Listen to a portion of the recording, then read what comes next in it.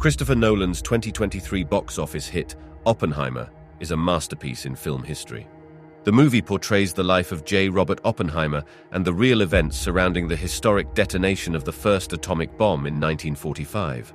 While we now know that the invention of the A-bomb was a success, within this video, we'll explore a truly unlikely yet profoundly catastrophic scenario from the movie, an idea of a self-sustaining nuclear reaction proposed by fellow physicist Edward Teller. Had this theory ever become reality, the world as we know it today might have faced a drastically different fate. Stay until the end of the video, as we are going to show you two outcomes to see what might have happened if Teller's calculations had turned out to be correct.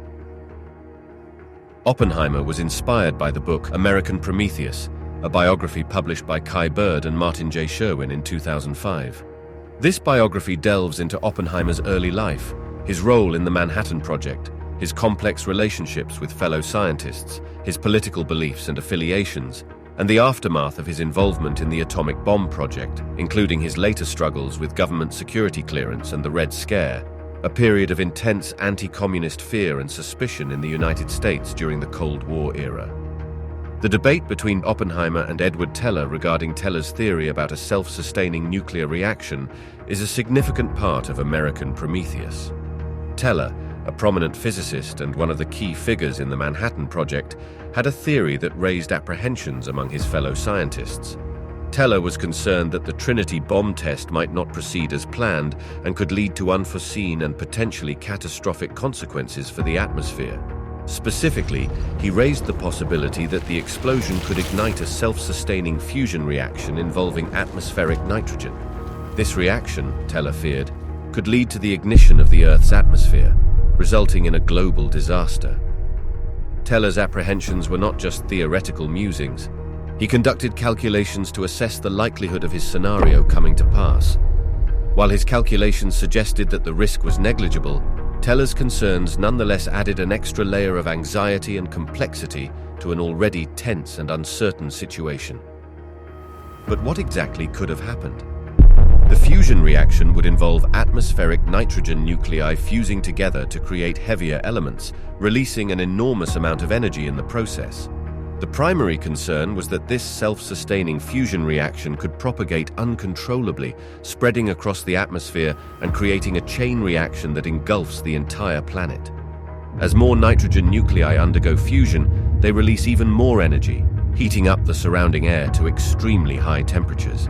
The initial explosion would generate an immense burst of energy in the form of light, heat, and shock waves, much like a typical nuclear explosion. However, in this speculative scenario, the continuing fusion reactions within the atmosphere would create a sustained release of energy, leading to a continuous increase in temperature and pressure. The unthinkable unleashed. In this chilling alternate scenario, if Edward Teller's fears had been realized and the Trinity test had indeed triggered a self-sustaining fusion reaction involving atmospheric nitrogen, the consequences for Earth would have been catastrophic and far-reaching.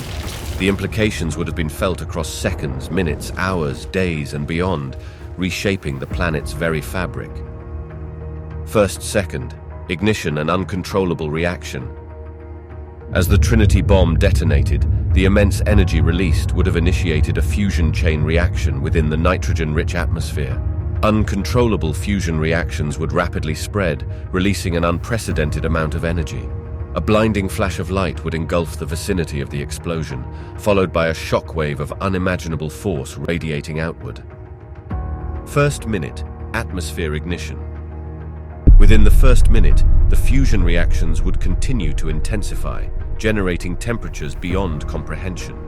The nitrogen nuclei fusing in the atmosphere would release an enormous quantity of energy, heating the air to extraordinary levels. The immediate surroundings would become an inferno of searing heat, incinerating everything in its path. First hour, global disruption. In the span of an hour, the fusion reactions would propagate across vast expanses of the atmosphere. The planet's skies would glow with an otherworldly light, and the heat generated would reach unbearable levels, even in regions far from the initial blast. The fusion chain reaction would rapidly transform atmospheric gases, releasing a cascade of radiation and particles. First day, Earth altered forever. Within a single day, the Earth's surface and climate would be irrevocably altered. The energy released from the fusion reactions would cause wildfires to erupt on a global scale. Atmospheric particles and radiation would block sunlight, leading to a sudden and catastrophic drop in temperatures, a nuclear winter. Ecosystems would collapse, and the biosphere as we know it would face unprecedented devastation. Decades and beyond, a bleak future with no survivors. In the aftermath of the fusion catastrophe triggered by the self-sustaining fusion reaction, the immediate impact would likely be so overwhelming that the chances of anyone surviving the first days would be extremely slim. The intense heat, blinding light, and shockwave radiating from the initial detonation zone would lead to instant devastation. Any living beings within the vicinity of the explosion would be incinerated, leaving no chance for survival.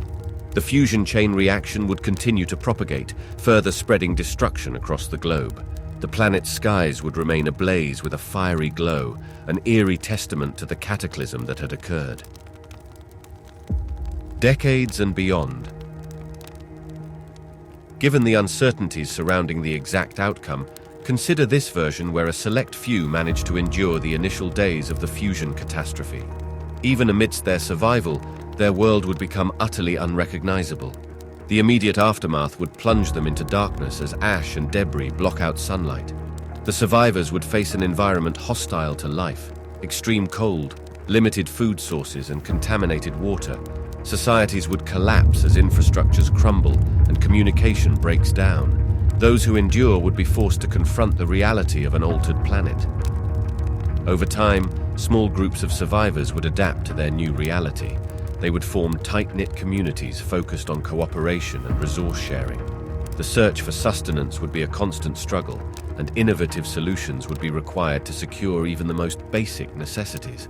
The concept of normalcy would fade as each day becomes a test of survival skills and resilience.